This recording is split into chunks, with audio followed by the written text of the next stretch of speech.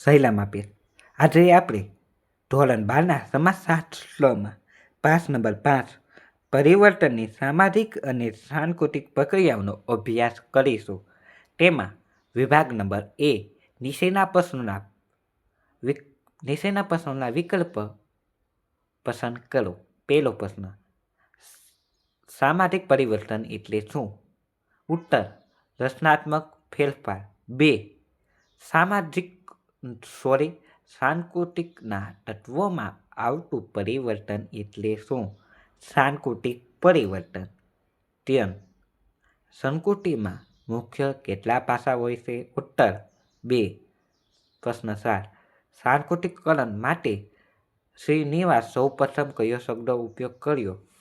બહુમાનીકરણ. પ્રશ્ન નંબર 5. સાંસ્કૃતિકરણનો ખ્યાલ કઈ ગતિશીલમાં મતે ઉપયુક્ત છે? ઉત્તર, વૃક્ષલક્ષી. પ્રશ્ન નંબર 6. પશ્ચિમીકરણ વિસ્તારના કાર્ય તત્વનો ભારતમાં પ્રવેશ થયો. આપેલ તમામ 8 સંસ્કૃતિનું સામાન્યકરણ કઈ પ્રક્રિયા થાય છે? A. વૈશ્વિકીકરણ. 8. ઉદારીકરણમાં કઈ બાબત પર ભાર મૂકવામાં આવે છે? ઉદ્યોગ અને વેપાર. પ્રશ્ન 9. વિવિધ દેશોની અર્થવ્યવસ્થા, સમાજ અને સંસ્કૃતિ ઉપર અસર કરતી કઈ પ્રક્રિયા છે? વૈશ્વિકીકરણ. વિભાગ B નીચેના પ્રશ્નોના ઉત્તર એક વાક્યમાં લખો. પહેલો, સાંસ્કૃતિક પરિવર્તનના મુખ્ય સ્ત્રોત જણાવો. ઉત્તર, ધર્મ, સાહિત્ય, કલા વગેરે સાંસ્કૃતિક પરિવર્તનના મુખ્ય સ્ત્રોત છે. પ્રશ્ન નંબર 2.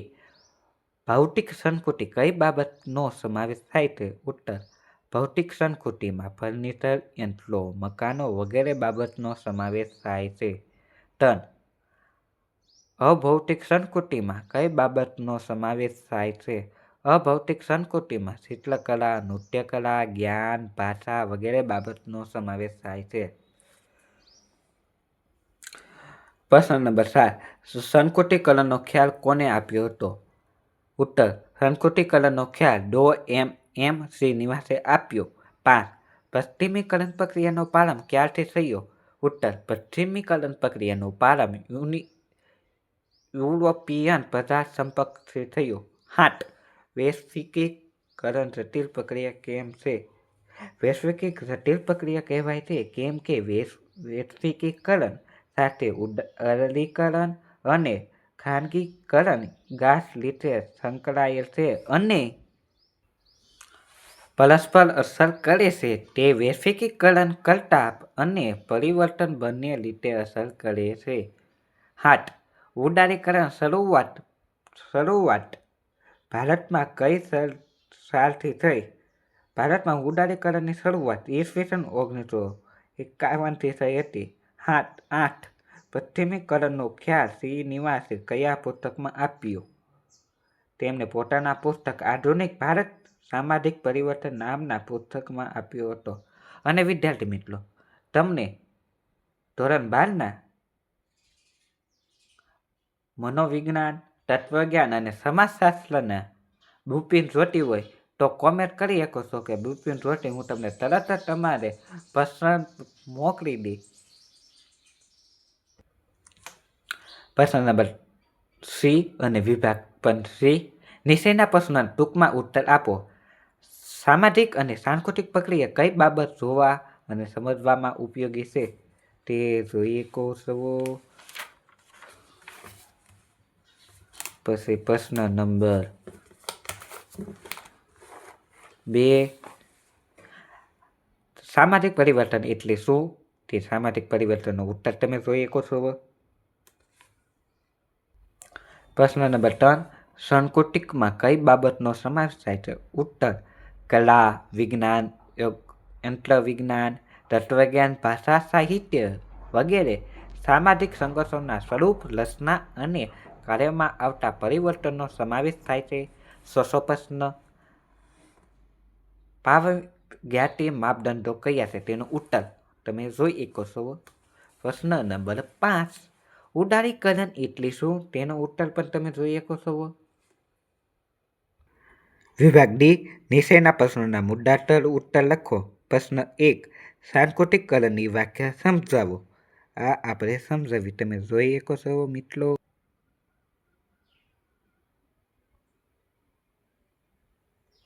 2 પશ્ચિમીકરણનો અર્થ.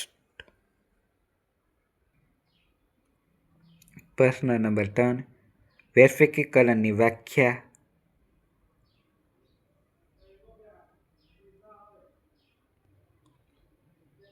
પ્રશ્ન 4 ઉદારીકરણના લાભ.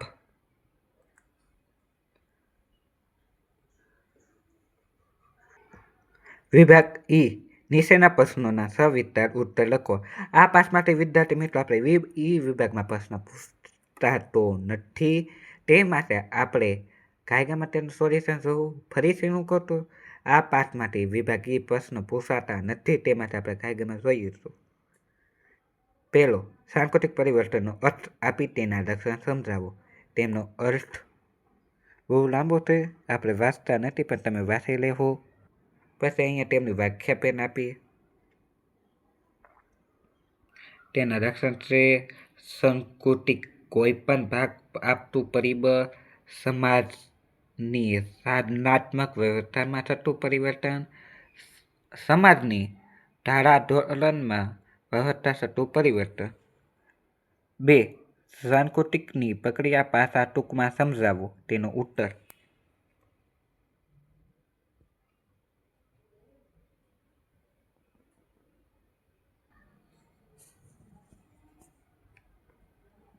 પ્રશ્ન નંબર 3 પશ્ચિમીકરણના પાસા ટૂંકમાં સમજાવો. કૃષિ કાયદાઓ, આધુનિક ન્યાય વ્યવસ્થા, શિક્ષણ વ્યવસ્થા, છાપખાના, નવી વિચારસરણી, આધુનિક વિકાસો અને લોકશાહી વિકાસ. પ્રશ્ન 5 વૈશ્વિકીકરણના લક્ષણ સમજાવો. જટિલ પ્રક્રિયા, બહુમત પાસા ધરાવતી પ્રક્રિયા, નવી શોધ અને પ્રસાર સૂચવતી પ્રક્રિયા, નાગરિક અધિકાર અને માનવી ચેતન જાગૃત પ્રક્રિયા, વૈશ્વિક સંસ્કૃતિનું સામાન્યકરણ, વિનિમય સાધનો, બજારનું પ્રભુત્વ, નવા સામાજિક અદાલતો. જો વિદ્યાર્થી મિત્રો તમને અમારો આ વિડીયો ગમ્યો હોય, અમારી ચેનલને લાઇક કરતો, શેર કરતો અને સબસ્ક્રાઇબ કરતો. અને આ વિદ્યાર્થી મિત્રો તમને ધોરણ 12માં તત્વજ્ઞાન, મનોવિજ્ઞાન, સમાજશાસ્ત્ર તથા ભૂગોળની બુકિંગ જોતી હોય તો મને કોમેન્ટ કરશો, બુકિંગ આપો. સાથે જે વિષયની જોતી હોય એ પણ લખશો, હું તમને બુકિંગ મોકલીશ. જય લામાપીર.